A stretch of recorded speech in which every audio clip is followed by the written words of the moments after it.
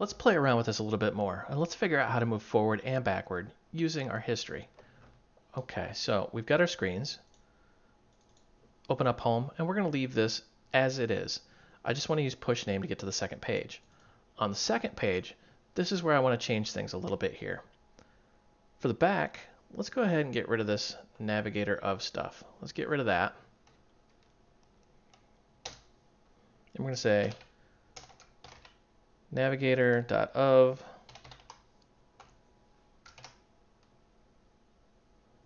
context, and here we just want to pop.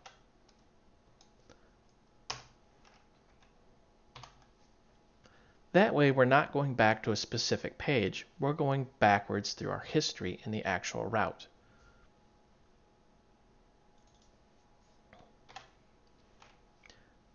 We're going to push named and remove until on the third page, so there is no back history here.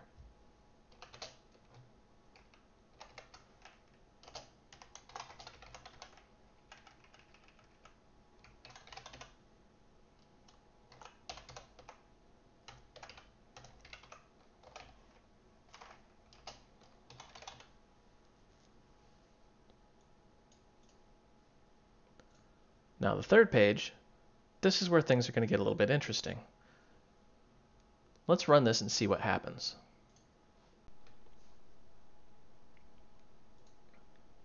Next, and if we hit back, we're going backwards through our history. Hit next again, and we're on the third page.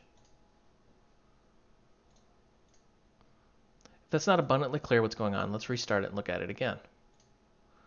So we're on home, we're going to hit next. We're on the second page, and we can go backwards. On the second page, we can click next, and we're on the third page, but we can't go backwards. But because we're using push named, we can go to the second page. However, when we go back, we're actually going back to the third page instead of to home.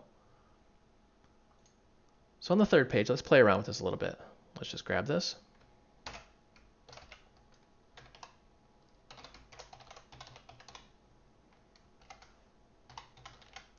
And let's try to pop.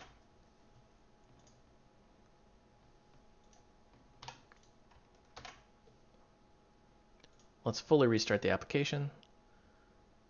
Next, next, and when we hit back, let's see what happens.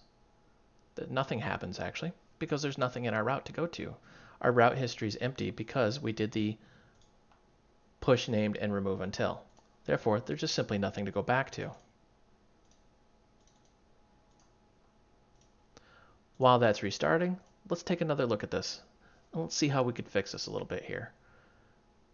Our only real option at this point is to actually push named, because we have nothing in our route history to do.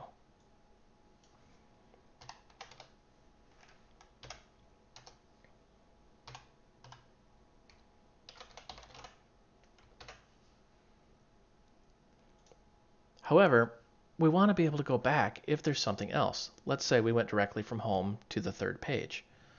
So this isn't really helping us any. Let's get rid of this right here, and let's make some code. If navigator of context can pop, then we're going to actually pop. Else, we'll go to a specific page.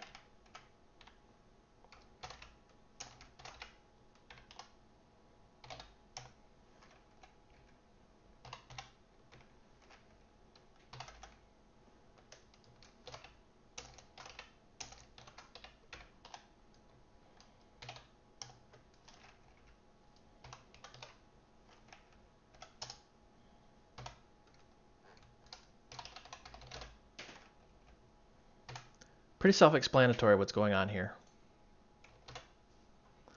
What we're doing is we're just saying if we can pop, go backwards in time. If we cannot, just go to the second page. Now, on our home page, we're going to add another button.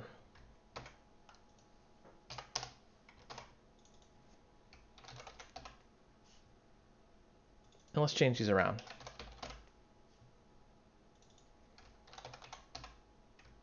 That way we know what's going on. And let's rerun this.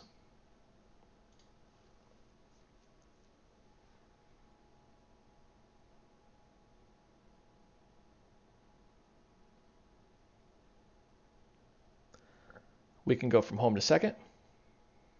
And if we look at the seconds code, the back is simply pop. Now, pop is a little bit dangerous because what if there is nowhere to go to? So let's go back, and sure enough, it takes us home. Now, if we go to second, and then we go to third, there's nothing to pop back to. Therefore, when we look at the third page's code, we're saying, if navigator of context can pop, which in this case we cannot, just simply push name to second. So when we go back, it's going to run that. Notice how it goes back to the third page, though. And we're stuck in a loop. Let's go ahead and rerun this application. We're at the home screen. Let's go directly to third.